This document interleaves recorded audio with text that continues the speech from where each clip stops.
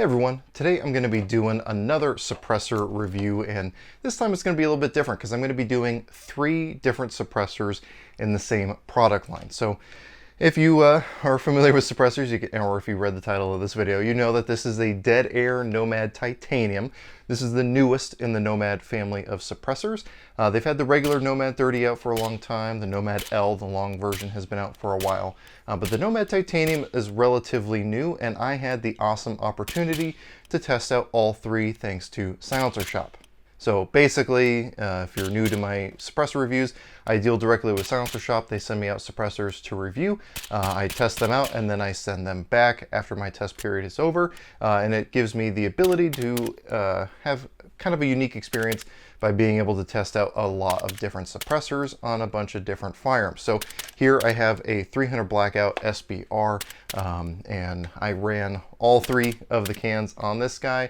I also ran it on one of my AK-47s, my Arsenal SBR, and then we also ran it on a bolt action 308, which is going to kind of lead into another video that I'm going to be doing on this series of suppressors, which is checking the point of impact shift on a rifle at 100 yards using the same rifle, same ammunition, and all that. That is going to, like I said, be its own dedicated video.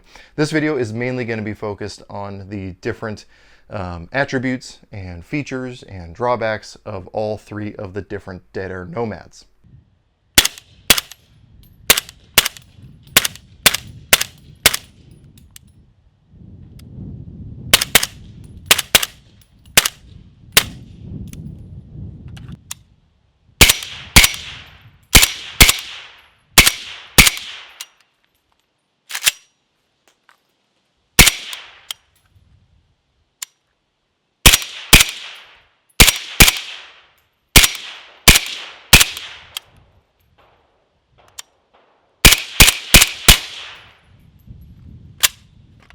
So we're going to start talking about the original Nomad 30. These are 7.62 or 30 caliber suppressors that can actually go up to a pretty high rating for what they are. I'm going to have all the specs on the side of the screen as I talk about each one. If you want, you can pause the video, but honestly, if you go to the product page for any of these suppressors, you'll get the same information there. But being the original, it is a little bit shorter. It's a pretty standard length for your typical 30 cal can, maybe on the slightly shorter end of things. It's not quite as short as, say, most K cans out there, but it is definitely a reasonably, I think, sized 30 caliber suppressor. It's not absurdly heavy. However, like with the other suppressors in the Nomad line, it has the benefit of coming able to direct thread onto 5/8 by 24, which is your standard 30 cal thread pitch. But also you can unscrew that direct thread adapter and use a bunch of different thread adapters or quick disconnect devices, really anything of that sort, but we'll cover that more later. Basically, again, this was the original. This was, still is a very popular suppressor, but they wanted to add another suppressor to the line that would give a little bit better suppression for people who weren't necessarily worried about weight.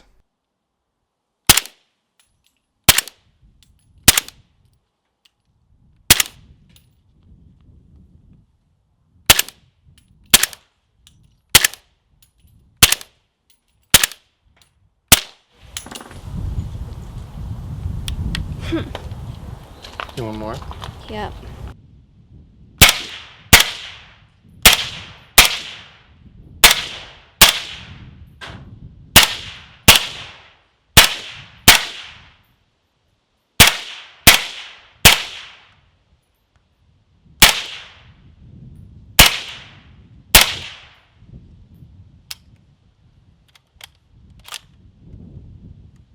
So that brings us to the Nomad L. So this is currently attached to my Remington 700 in 308.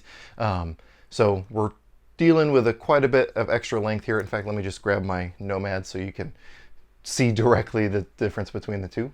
So if we put them end to end here, you can see that there's a good couple inches, and if you ask my girlfriend, a couple inches does matter. It makes a big difference. So back off. But you do get a couple of extra inches, and in theory on paper that will give you better sound suppression. Now, I'm going to be honest with you, to my ear as the shooter, I didn't notice a ton of difference, especially on the bolt action rifles. With bolt action rifles, you're directing all that sound downrange. You don't have anything coming out of the ejection port, so you do get a little bit of added suppression with this. On regular gas guns, where you do have that ejection port pop, I didn't notice a ton of difference, but I'm sure it is a measurable difference. But you do have a little bit of extra distance there, which is again going to help increase suppression, at least on paper.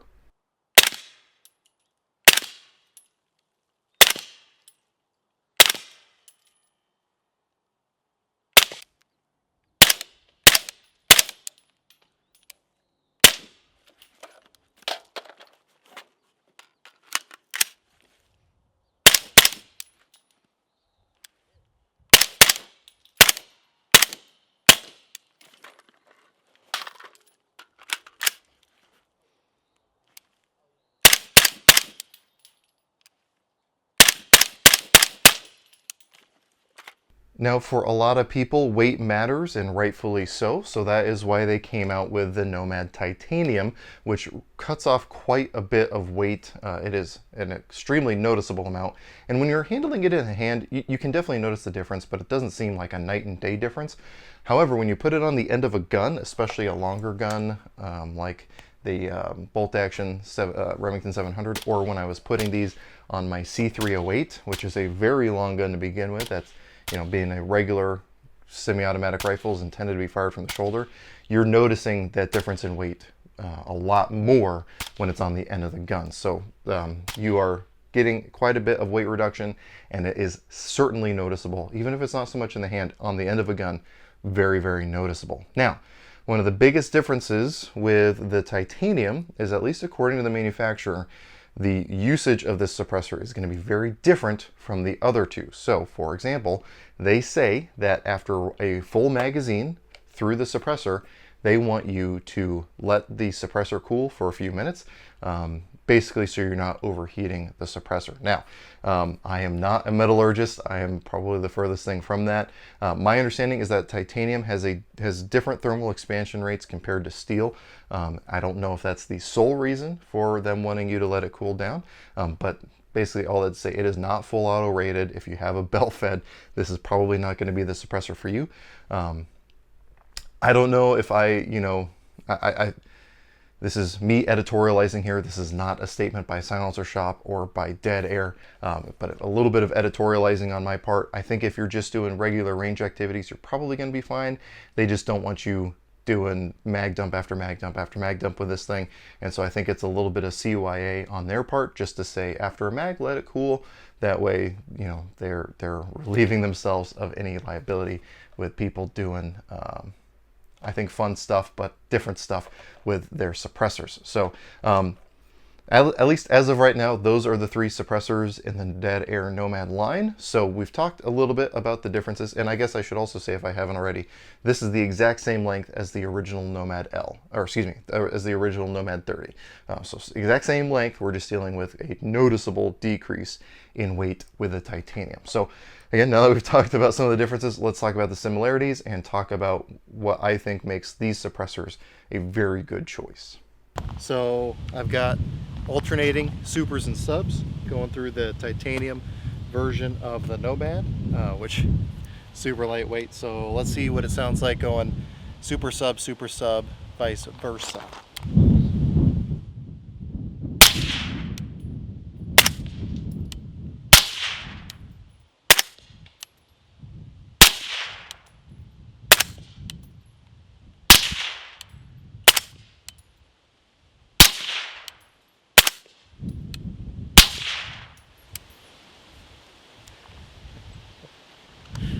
Subs are so set.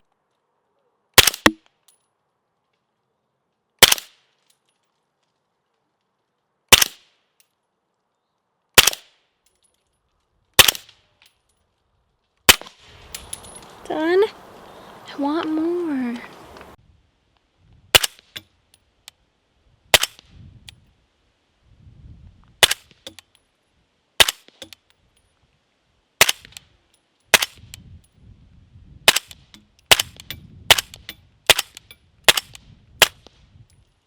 So I have the titanium model here, and if you can tell, I've unthreaded the direct thread adapter from the end of this suppressor.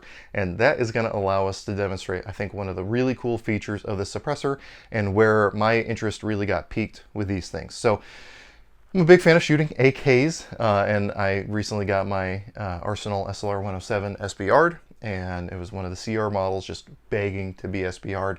And I was looking for a muzzle brake that would match the 24mm threads that would still allow me to attach a suppressor if I wanted to, and I came across one of the JMac custom muzzle brakes. And I saw that according to them you could attach a suppressor to it, so I watched their little video on it, and if I remember correctly, it was a Nomad that they put on the gun. It happened to be a 5.45 gun in the video, but demonstrated the idea nonetheless that you could attach a suppressor. So let me grab my AK. So on the end of my JMac custom muzzle brake here on the AK, I have some threads there, which happens to match up perfectly with the Nomad here. Now, it is worth mentioning that this thread pattern for suppressor bodies is becoming more and more universal, it seems. So if you wanted to, there's other suppressors you can do this with, but the Nomad just seemed like a really good option. Now, like I said, because this thread pitch is becoming more universal, again, I can not only attach it to the end of my AK here, as I did quite a bit with both the titanium and the regular Nomad. For whatever reason, I wasn't able to thread on the Nomad L. I think just the differences in tolerances were just on the extreme ends with the L and my muzzle brake, where I just couldn't thread it on, at least not without worrying about being able to get it back off. But both the regular Nomad and the Nomad Titanium threaded on no problem and worked just fine. Except with subsonic ammo, for whatever reason my gun isn't getting enough gas. I'm still working on diagnosing that. But anyway, just for what that's worth, it still ran fine with supers and was surprisingly pleasant with these suppressors. So I can attach that there. However, that's not where things end here, but wait, there's more. This will attach directly to the SilencerCo ASR mounts. It'll also attach to things like the Griffin Plan B, or Plan A, excuse me. And it'll also attach to things like the YHM quick disconnect muzzle devices. So if I wanted to, I could take this suppressor, thread on my QD system for my YHM Turbo K, or if you have a Resonator K or any of those other muzzle devices out there, I can then use this on those guns. So I already have all the muzzle brakes for the YHM suppressors. I might as well just take that adapter off, put it on a 30 cal can instead of a 5.56 can, and then be able to run this on a multitude of different firearms.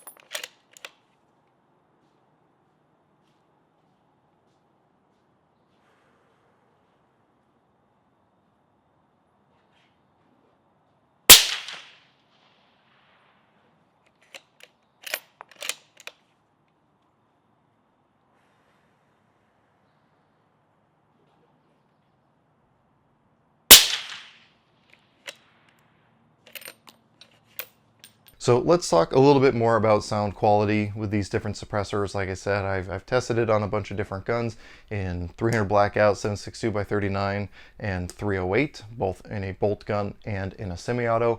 And I feel like I have a pretty good idea of how these things sound. Now, I did only shoot this thing outdoors in kind of a little bowl shooting range, so my experience is going to be very subjective based on that. However, I have to say I really enjoyed the sound and tone of these suppressors. They are very fat, so they seem, even with the shorter length, to absorb quite a bit of noise. However, I can honestly say just the way my ears work, and granted I was wearing hearing protection a lot of the time anyway because of people shooting on either side of me, I didn't notice a ton of difference. There was a difference between the shorter versions and the longer versions. However, it didn't seem to be a ton, and between the Nomad 30 and the Nomad Titanium, I didn't notice much difference at all. I can say when I was shooting the 308, again, from the shooter's perspective, with a bolt gun, all that sound's going downrange anyway, so I didn't notice a ton of difference. However, according to someone who was a couple bays over from me when I was shooting the bolt actions, he seemed to notice a pretty big difference and was able to say that the L version was noticeably quieter from his perspective. Again, from the shooter's perspective, I didn't notice much difference. So a lot of it is going to come down to what your specific needs are. If you're looking at cost, you're probably going to want to get the regular Nomad 30. If you want a little bit more suppression and it's not something you're going to be firing from the shoulder, i.e. a bolt gun, the Nomad L seems to be a really good choice. However, if weight is very important for you and you're not going to be burning a ton of rounds through your can, the Nomad Titanium is going to be a good option. Now, with the Titanium, with these fancy space age newfangled materials, titanium's been around forever, it's going to be quite a bit more expensive. However, for people who really care about weight, that's probably going to be worth it to you. But again, that's going to be your decision. Now, speaking of cost, the Nomads as a whole aren't necessarily cheap, but for the versatility you get, I think it's a reasonable asking price. So I don't want to quote prices here, but I'll show you a screenshot of SilencerShop's website right now so you guys can get an idea of where things are at the time of filming this video. And they do seem to be in stock fairly frequently. I mean, Dead Air is definitely a well-established company, and they're kicking stuff out as quickly as they possibly can, especially right now. But again, I think it's a very good option and at least worth looking into if you're looking for a 30 cal can that's going to give you a ton of different mounting options. Again, comes with the ability to direct thread, but especially if you already have other suppressors that have other attachment methods and you don't want to have to buy new muzzle devices for all your guns, odds are you can just stick an adapter in there and be able to run it on whatever you want, which I think is a really cool option.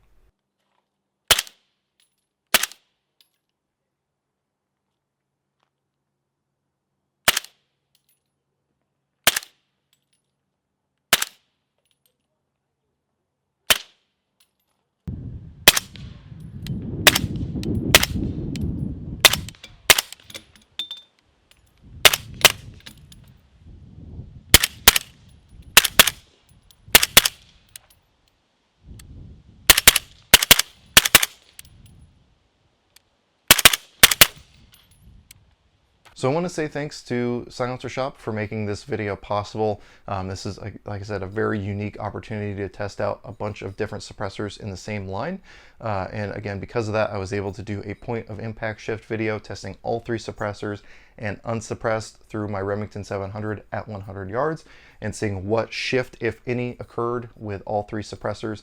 I think it was a very interesting test. I got some results that I think we're both surprising and a little bit in line with what I expected, so it was kind of a good balance there. Again, that's going to be its own dedicated video, probably coming out a little bit after this one. So if that's something that interests you, definitely check that video out once it goes up.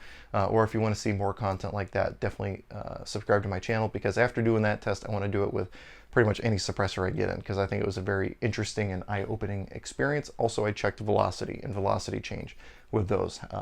But again, we'll touch more on that in that video. So again, I want to say thanks to SilencerShop for making a video like this one possible. Also want to say thanks to my patrons for helping make a video like this one possible. I don't get a ton of money from YouTube. They're definitely doing all they can to try to limit that. So because of the contributions over on Patreon, I'm able to afford ammo. 300 blackout is hard to find and not cheap right now, so thanks to their contributions I was able to secure a bunch of ammo to put through that. My girlfriend also says thank you. She did not want to stop shooting the 300 blackout. She had way too much fun shooting subsonic 300 blackout through these cans. Every time she would run empty, she would just tell me she needed more ammo. So again, thanks to my patrons for making that happen. Because of their contributions, I do post all my content over on Patreon early, so if that sounds interesting to you, definitely check that out. We also do live streams when I do my question and answer videos. I pull my questions from Patreon. So if any of that stuff sounds interesting, or you just want to financially support the channel, definitely check out my link to Patreon down below. If you have any questions, comments, or concerns, go and throw those in the comments as well. If you guys need, if you have any questions or want any details about any of the things you saw in this video, definitely let me know. But as always, I hope you got something out of this video, and I really appreciate you watching.